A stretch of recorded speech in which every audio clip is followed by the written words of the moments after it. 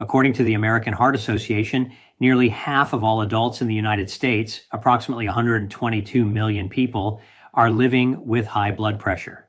And here's what makes this statistic truly alarming.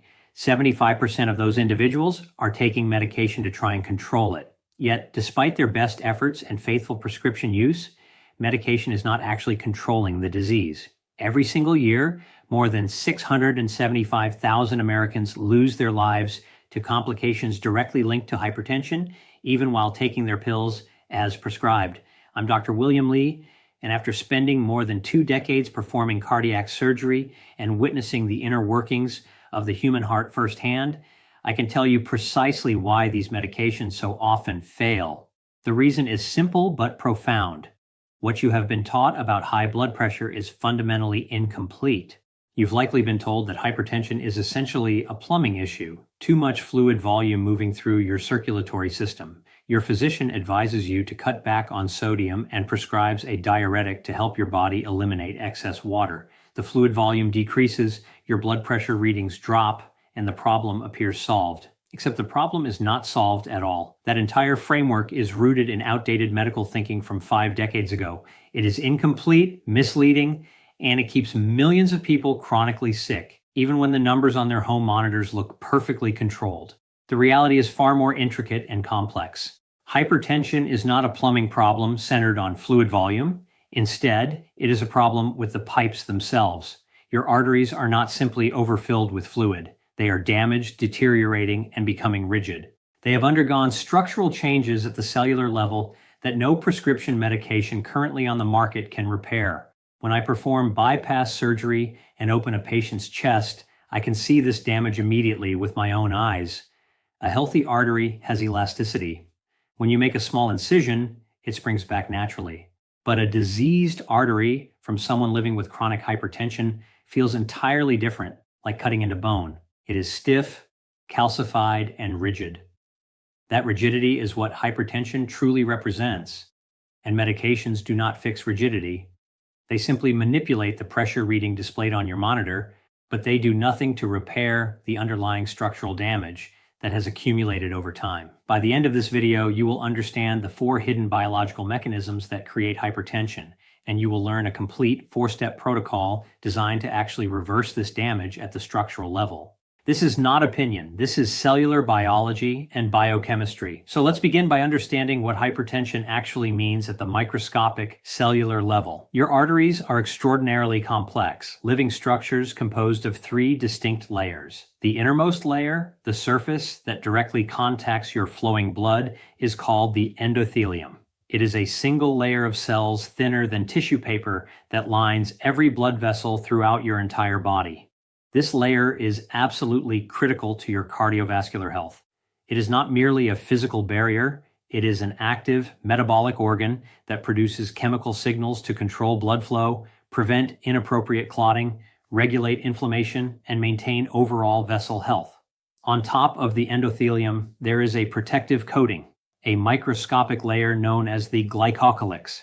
Think of it like a nonstick coating on the interior surface of your arteries. This coating is constructed from sugar molecules and proteins, only a few micrometers thick, completely invisible to the naked eye, yet it is one of the most important structures in your entire cardiovascular system. Research published in Pfluger's archive in 2007 established that the glycocalyx performs several critical functions. First, it creates a smooth, frictionless surface that allows blood to flow without unnecessary resistance. Second, it prevents inflammatory molecules from reaching and attaching directly to the vessel wall. Third, it senses changes in blood flow and signals the endothelium to release nitric oxide, a gas molecule that keeps your blood vessels relaxed and dilated. When your glycocalyx remains intact and healthy, your vessels stay flexible and fully functional. But when it becomes damaged and breaks down, everything begins to fall apart.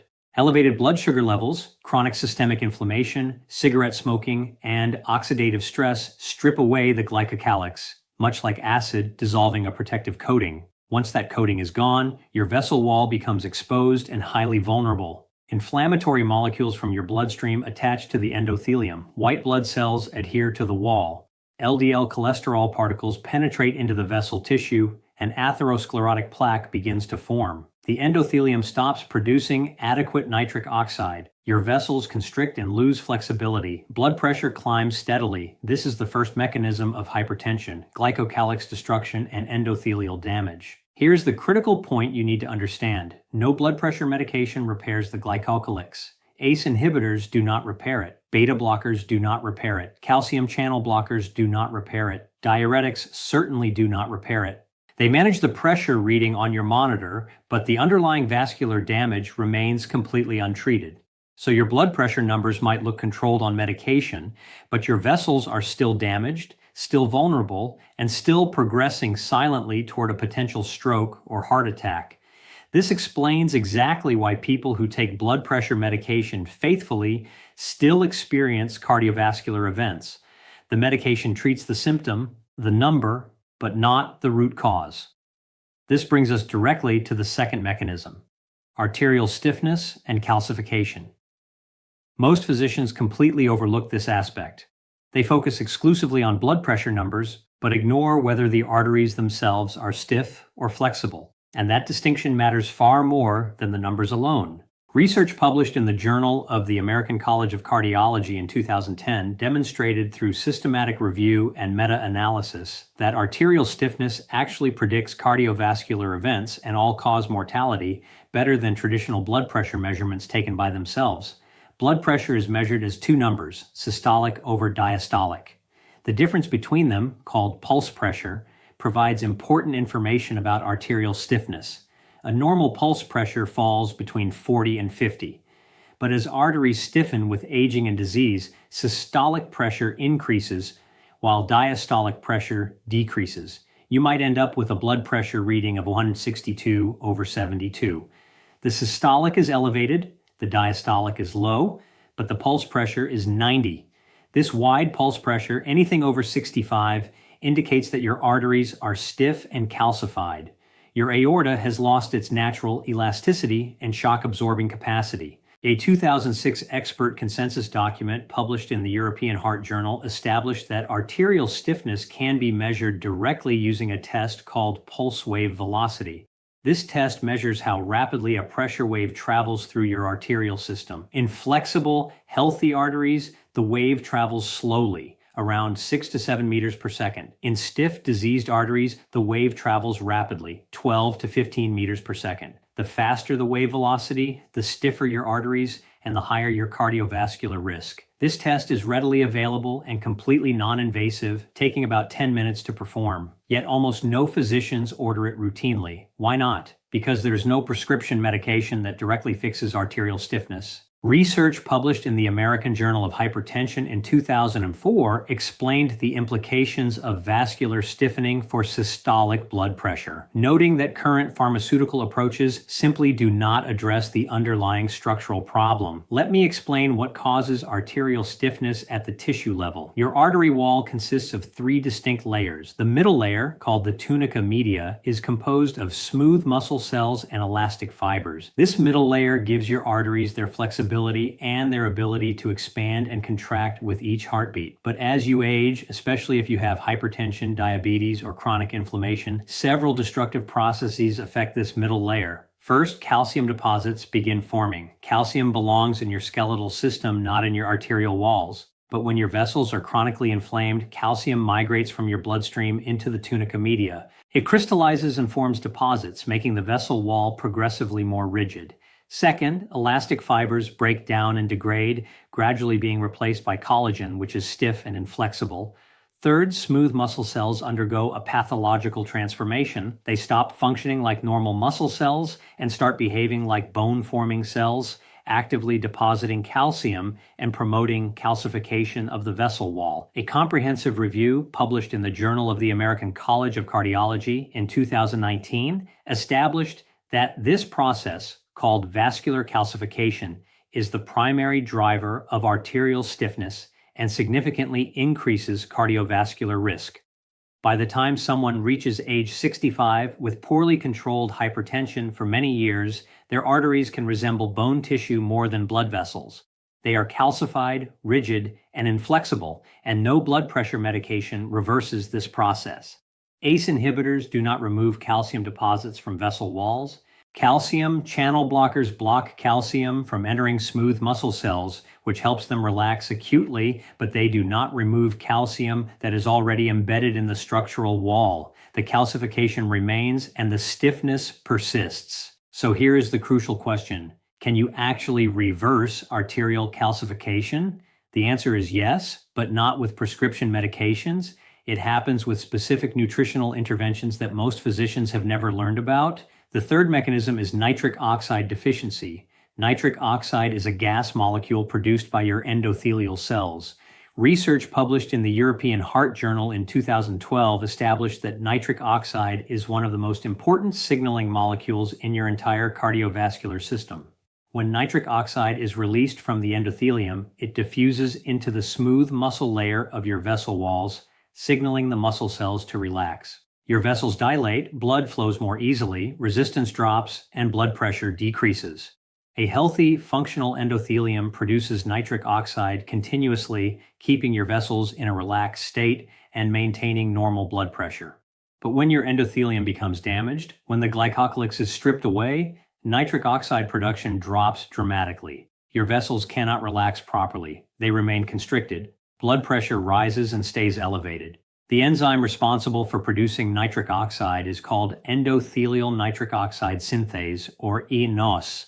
This enzyme is damaged by the exact same factors that damage the glycocalyx: elevated blood sugar, oxidative stress, and chronic inflammation. The eNOS enzyme requires several cofactors to function properly. The most critical is a molecule called tetrahydrobiopterin, or BH4. When BH4 levels are adequate, eNOS produces nitric oxide efficiently. When BH4 becomes depleted, eNOS becomes dysfunctional, producing harmful free radicals instead of beneficial nitric oxide. The enzyme is also activated by shear stress, the mechanical friction of blood flowing across the endothelial surface. When blood flow increases, that friction activates eNOS. This is one primary reason why exercise lowers blood pressure. A 2014 meta-analysis published in Sports Medicine examined the role of isometric exercise training in reducing blood pressure and identified the potential mechanisms. The research found that isometric resistance training, which involves contracting muscles without movement, is particularly effective. The specific protocol studied involves squeezing a hand grip device at 30% of your maximum strength for 2 minutes, resting for 1 minute, and then repeating the cycle 4 times. This exact protocol has been demonstrated in multiple clinical studies to lower blood pressure by 8 to 12 points systolic after 8 weeks of consistent practice. Now let's move to the fourth and final mechanism, the insulin-kidney connection. This explains why reducing sodium intake does not work for most people with hypertension. Your kidneys control blood pressure by regulating sodium balance, but this system depends entirely on your kidneys being able to respond appropriately to how much sodium you consume. Here's the critical problem.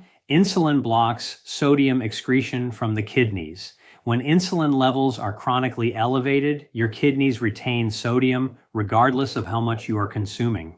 Research published in the New England Journal of Medicine in 1987 established that insulin resistance is present in essential hypertension and plays a causal role in blood pressure elevation. Insulin acts on your kidneys through several distinct pathways. First, it directly stimulates sodium reabsorption in the proximal tubule of the nephron. More reabsorption means less sodium excreted in your urine and more sodium retained in your bloodstream. Second, insulin activates the sympathetic nervous system, causing your kidneys to release renin, which triggers a hormonal cascade that results in aldosterone release. Aldosterone instructs your kidneys to retain sodium and excrete potassium. Third, insulin increases the sensitivity of your blood vessels to angiotensin II, a powerful vasoconstrictor. A landmark 1991 paper published in Diabetes Care established that insulin resistance is a multifaceted syndrome responsible for hypertension, obesity, dyslipidemia, and atherosclerotic cardiovascular disease. This is precisely why people with insulin resistance, prediabetes, or type 2 diabetes almost invariably develop hypertension. The elevated insulin is locking their kidneys into continuous sodium retention mode. And here's what most people do not realize. You can have significant insulin resistance without having diabetes. Your fasting blood glucose might be completely normal, your hemoglobin A1C might be normal, but your insulin levels could be substantially elevated, and that elevated insulin is driving your hypertension silently.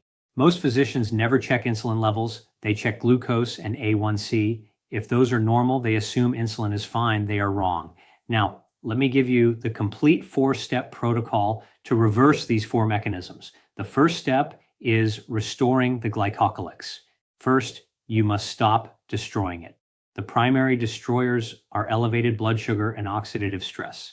Every time your blood sugar spikes above 145 mg/dL, it damages the glycocalyx through a process called glycation. So step 1 is stabilizing your blood sugar, not just avoiding diabetes, but keeping your post-meal blood sugar consistently below 140 mg/dL. For most people, this means reducing refined carbohydrates significantly, not eliminating all carbohydrates, but choosing carbohydrates that do not spike your blood sugar dramatically.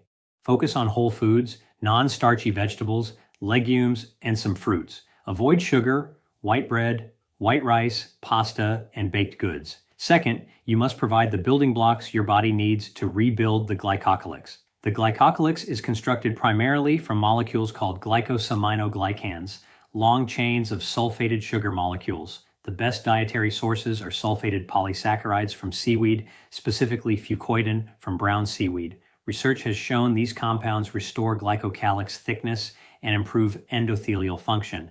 Supplements containing fucoidan are available. Studies demonstrating benefit use doses of 600 to 1,000 milligrams daily. Third, you need to reduce oxidative stress significantly. The most potent antioxidants for vascular health are polyphenols from colorful vegetables and fruits, berries, dark leafy greens, beets, dark chocolate, and green tea. These foods contain compounds that neutralize free radicals before they can damage your glycocalyx. Picture a 71-year-old patient who had hypertension for 13 years and was taking 2 different medications. His blood pressure was controlled at 130/82, but lab tests showed elevated markers of endothelial dysfunction. He started on this protocol, eliminated all refined carbohydrates, added a fucoidan supplement at 800 milligrams daily, and dramatically increased his intake of polyphenol-rich foods with a cup of mixed berries and 2 cups of leafy greens every day. After 12 weeks, his endothelial function tests showed improvement in dilation from 5% to 13%. His blood pressure dropped from 130/82 to 116/74. He reduced 1 medication after 6 months and was off both medications entirely after 1 year, with blood pressure stable at 120/76. Now, step 2, decalcification, removing calcium from your artery walls and restoring flexibility. Most people assume that once calcium deposits form in arteries, they are permanent and irreversible. They are mistaken. The key protein involved is called matrix glycoprotein protein, or MGP. This protein functions like a traffic controller for calcium. When MGP is properly activated, it directs calcium into your bones where it belongs. When MGP is not activated, calcium migrates into your arteries and deposits in your vessel walls. MGP is activated by vitamin K2, specifically the MK7 form. Research published in Atherosclerosis in 2009 found that high dietary menaquinone intake is associated with reduced coronary calcification. The Rotterdam study, published in the Journal of Nutrition in 2004, established that dietary intake of menaquinone is associated with a reduced risk of coronary heart disease. Without adequate vitamin K2, MGP remains inactive and calcium deposits freely in your arteries. With adequate vitamin K2, MGP becomes activated, redirecting calcium out of your arteries and into your bones. This process can actually reverse arterial calcification. Studies showing benefit use doses of 180 to 360 micrograms daily of MK7. But vitamin K2 is only part of the solution. Calcium needs vitamin D to effectively enter bone tissue. Vitamin D increases calcium absorption from your digestive tract and helps incorporate calcium into the bone matrix, so you need both working together. The third component is magnesium. Magnesium is nature's natural calcium channel blocker. When magnesium levels are adequate, it blocks calcium from entering smooth muscle cells in vessel walls inappropriately. When magnesium is deficient, calcium floods into smooth muscle cells. Vessels constrict and blood pressure rises. Magnesium also prevents calcium from crystallizing and forming deposits in vessel walls. Most people are deficient in magnesium because it is found primarily in dark leafy greens, nuts, seeds, and whole grains. Several factors actively deplete magnesium: chronic stress, alcohol consumption, diuretic medications, and proton pump inhibitors used for reflux. The solution is magnesium supplementation with highly absorbable forms like magnesium glycinate or magnesium threonate.